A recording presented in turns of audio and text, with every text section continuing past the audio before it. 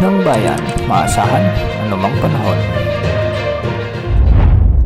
Magandang araw po sa ating lahat. Narito na ang pinakuling update sa binabantayan pa rin nating si Bagyong Krising at sa magiging lagay ng ating panahon sa susunod na 24 oras. Patuloy nga na lumalapit sa kalupaan ng bansa si Bagyong Krising at huli itong nabataan ng pag-asa sa layong 335 kilometers hilagang silangan ng Virac, Catanduanes o 545 kilometers silangan ng Baler, Aurora. Sa ngayon taglay na nito ang lakas ng hangin na umaabot sa 55 kilometers per hour malapit sa gitna at pagbugsong umaabot sa 70 kilometers per hour.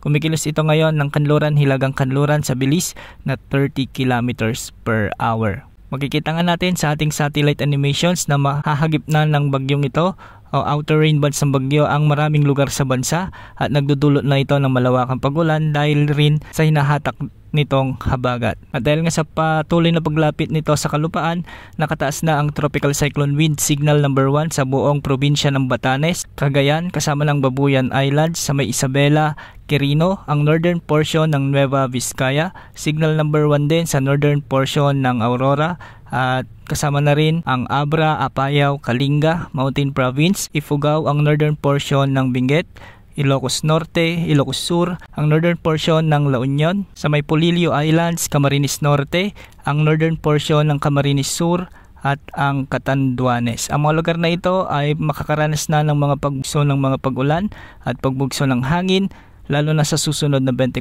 hanggang 36 na oras. Base naman sa latest forecast track ng bagyo na inilabas ng Pag-asa, ay posibleng maglandfall si Bagyong Krising sa araw ng Biyernes o bukas ng gabi. Pagkatapos nito ay tatawirin nito ang mga kalupaan ng northern portion ng Northern Luzon. Posible itong lumabas sa ating area of responsibility sa araw ng Sabado. Ayon sa Pag-asa, posibleng ngayong gabi ay inaasahang lalakas na ito bilang tropical storm category at patuloy na lalakas ito habang nasa Philippine Sea.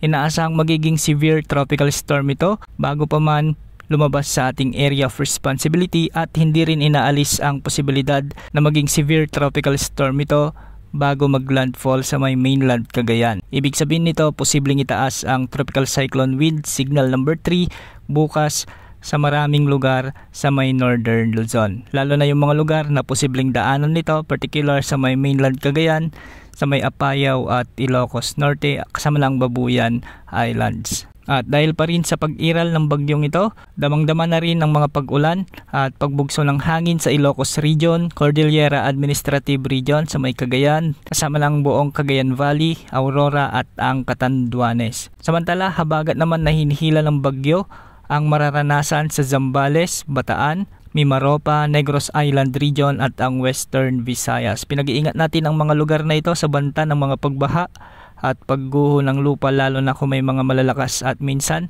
ay matitinding pag-ulan. Samantala, magkakaroon naman ng pabugso-bugsong pag-ulan, dulot pa rin ng habagat ang Metro Manila, Cavite, Laguna, Batangas, Rizal, Central Visayas, ang Zamboanga Peninsula sa may Caraga, Northern Mindanao, BARMM, kasama na ang Sorsogon at ang nalalabing bahagi ng Central Luzon. Posible rin ang banta ng mga biglang pagbaha at pagguho ng lupa, lalo na kung may mga umiiral na katamtaman at malalakas na pag-ulan. Samantala, dahil nga sa medyo malawak ang kulapang sakop ni Bagyong Krising, apektado naman ng trough o extension nito ang Eastern Visayas, Quezon Province at ang nalalabing bahagi ng Bicol Region, kaya mga lugar na ito ay makakaranas din ng mga kalat-kalat na pagulan at thunderstorms. Para naman sa nalalabing bahagi ng Mindanao ay magiging bagyang maulap hanggang sa maulap ang mga kalangitan na may mga isolated rain showers and thunderstorms. Bukas inaasahan pang mas maraming lugar ang makakaranas ng malalakas hanggang sa matitinding pag-ulan dahil sa mas malapit na epekto ng bagyo sa kalupaan. Inaasahan din na magkakaroon ng enhanced habagat, lalong-lalo na sa may kanlurang bahagi ng Southern Luzon at Northern Luzon. Kaya pinag-iingat natin ang ating mga kababayan sa Ilocos Region, sa may Central Luzon, Metro Manila, Mimaropa at ilang bahagi ng Calabarzon sa posibleng maging epekto ng malakas na habagat na ito. Manatiling nakantabay sa ating channel para sa mga susunod na update ukol kay Bagyong Krising at sa mas malakas pang habagat. Yan ang lagay ng panahon. Ito po ang weather update ng bayan, maasahan anumang panahon.